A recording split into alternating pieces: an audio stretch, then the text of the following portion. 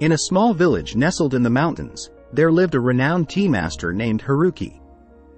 People from far and wide sought his tea ceremonies, drawn to his wisdom and calm presence. One day, a troubled traveler approached Haruki seeking guidance for the stress that had overtaken their life. With compassion in his eyes, Haruki invited the traveler into his serene tea room. As they sipped tea in silence, the traveler's restlessness filled the air. Sensing the underlying turmoil, Haruki decided to share a story. Once, in the midst of a powerful storm, I sought refuge in a small wooden hut deep in the mountains. The tempest raged outside, its fury unsettling my heart. Rain poured, wind howled, and thunder roared, causing a feeling of immense vulnerability and loss of control. The traveler leaned closer, captivated by Haruki's tale. As I sat in that humble shelter, seeking solace from the storm, I realized that the storm itself was beyond my control, Haruki continued. But within that realization lay a profound lesson. I could not change the storm, but I had the power to control my response to it. The traveler's eyes widened with curiosity. Haruki continued, "In that moment, I decided to focus on what I could control: my thoughts, my breath, and my presence.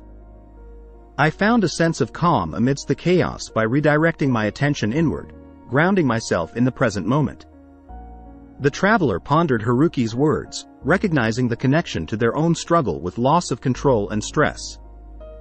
Life, like the storm, often presents us with circumstances beyond our control, Haruki said. But it is not the circumstances themselves that cause us stress. It is our perception and response to them. By recognizing that we have the power to control our reactions, we can find inner peace even in the face of external chaos. Inspired by the tea master's wisdom, the traveler realized that managing stress did not mean eliminating all external factors, but rather cultivating a sense of control over their inner state.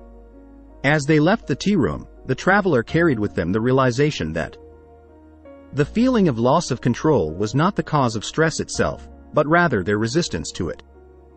By embracing the storms of life and redirecting their focus to what they could control, their thoughts, emotions, and actions, they could navigate through even the most turbulent times with grace and resilience.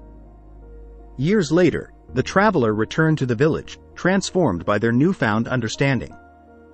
They sought out Haruki to express their gratitude for the profound impact his story had on their life.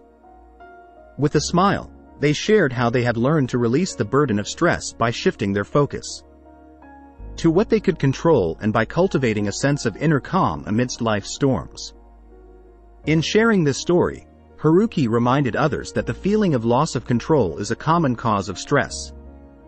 However, by recognizing and accepting what is beyond our control and redirecting our attention to what we can control, the present moment, our thoughts, and our actions, we can find a sense of empowerment and manage stress with greater ease.